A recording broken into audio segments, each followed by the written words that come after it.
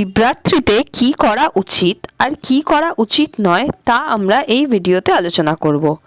এবছর শিবরাত্রি পড়েছে 2026-এর 15ই ফেব্রুয়ারি রবিবার, যা থাকবে 16ই ফেব্রুয়ারি সোমবার পর্যন্ত।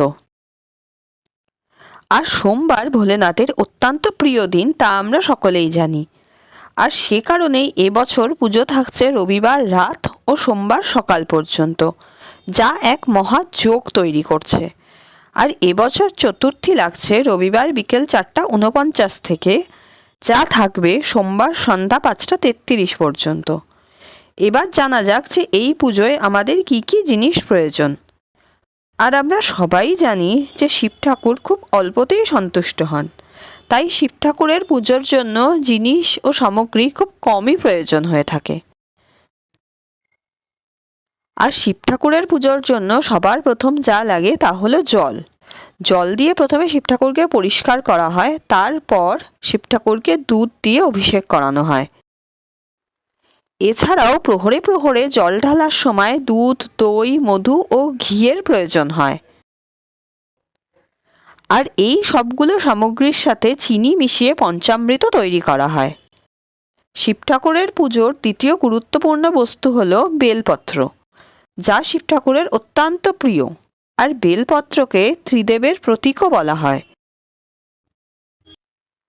আর এর সাথে থাকে পুষ্প অর্থাৎ ফুল। আর এর মধ্যে ধূত্র আর নীলকণ্ঠ শিব ঠাকুরের বেশ পছন্দের। সমুদ্র মন্থনের সময় শিব ঠাকুর বিষ পান করেছিল বলে তাকে নীলকণ্ঠও বলা হয়। আর এ দুটো ফুল ছাড়াও যে কোনো সাদা ফুল শিব ঠাকুরকে চড়ানো যায়, শুধু কেতকী ফুল বাদে, কারণ কেতকী ফুল পুজোর জন্য নিষিদ্ধ। যাই হোক, এবার আসা যাক ফলে।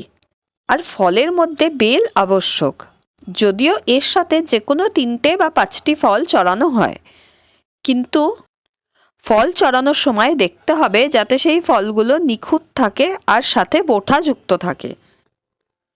আবার অনেকে শিব ঠাকুরকে গোটা চালও নিবেদন করেন, কিন্তু এক্ষেত্রে দেখতে হবে যাতে চালগুলো ভাঙা না থাকে। ঠাকুরকে সবসময় গোটা ও নিখুঁত চালই নিবেদন করার চেষ্টা করবে। আর অভিষেকের সময় ধূপ দীপ জ্বালানো আবশ্যক। আর ঘিয়ের প্রদীপ জ্বালাতে পারলে তা তো খুবই ভালো হয়। আর শিবরাত্রিতে উপবাস থেকেই অভিষেক করতে হয়। আর পুরো দিন উপবাস থাকতে না পারলে অভিষেকের পর চাইলে দুধ, ফল, সাবু খাওয়া যেতে পারে, কিন্তু চালের জিনিস ওই দিন খেতে নেই।